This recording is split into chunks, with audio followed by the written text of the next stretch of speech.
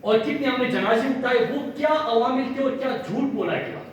پھر اس کے بعد ایک امن کا مرحلہ آتا ہے، فیض آتا ہے، جب یہاں پہ لوگ کافی عرصے بعد امن سے رہتے ہیں، ایک وہ فیض ہے. تیسرا، جب امریکہ کا افغانستان سے وڈرال ہوتا ہے، ایک وہ مرحلہ ہے. اور چوتھا، آج کی سچویشن جو کہ ہمارے مستقبل کا تعین کرے گی. تو ان 4 حصوں میں آج آپ سے بات کروں گا. میں سیدھا آتا ہوں ٹائم ضائع کیے بغیر 9/11 کے اوپر. میرے پاکستانیوں، آپ سب گواہ ہیں کہ 9/11 پاکستانیوں کے سروں پہ کیوں گرا. اس میں تو کوئی بھی پاکستانی ملوث نہیں تھا. اسی لیے ہم کہتے ہیں کہ جنگ ہماری نہیں تھی. لیکن جب ایک فون کال آپ کو آتا ہے اور آپ امریکہ کے سامنے لیٹ گئے اور ان کی جنگ کا حصہ بن گئے، فرنٹ لائن سٹیٹ بن گئے، تو یہ جنگ اس کے بعد ہماری جنگ نہیں تھی. 9/11 کے بعد پہلے آپ امریکہ کی اتحادی بنے. او بھائی، آپ اتحادی بنی. پھر اس کے بعد آپ نے یہ کیا کہ یہاں پہ دہشت گردی شروع ہو گئی.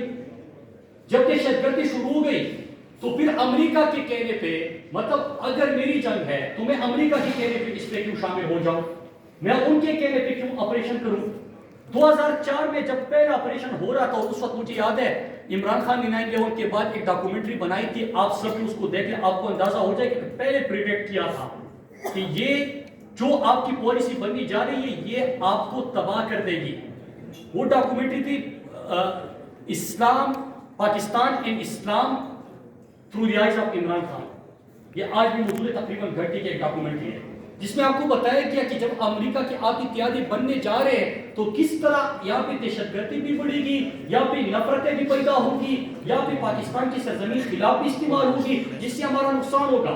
اس وقت بات نہیں سنی گئی. 2004 میں جب پہلا وزیرستان میں آپریشن ہو رہا تھا تو ان علاقوں کی کچھ روایات ہیں، ان سے وہ بات ہو سکتی تھی. ان لوگوں نے آپ سے کوئی بات کی. میں مسعود ٹرائب کی بات کر رہا ہوں.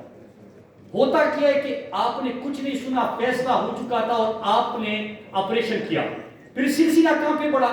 2004 میں آپریشن کیا وزیرستان میں، پھر وزیرستان میں دوبارہ آپریشن کیا، باجوڑ میں آپریشن کیا، خیبر میں کیا، مومن میں کیا، پورم میں کیا، ورزے میں کیا، سوات میں کیا، باجوڑ میں کیا، آپ نے پھر بنیر میں کیا، دل میں کیا. پورے خیبر پختونخوا تک آپ کے آپریشن کا سلسلہ بڑھتا گیا، یہاں تک کہ جب آپ نے آخری فیصلہ کیا پی ایس کے بعد تو آپ کو رد الفساد کرنا پڑا، جس کا مطلب پورے پاکستان میں چھوٹے بڑے آپریشن کرنا تھا.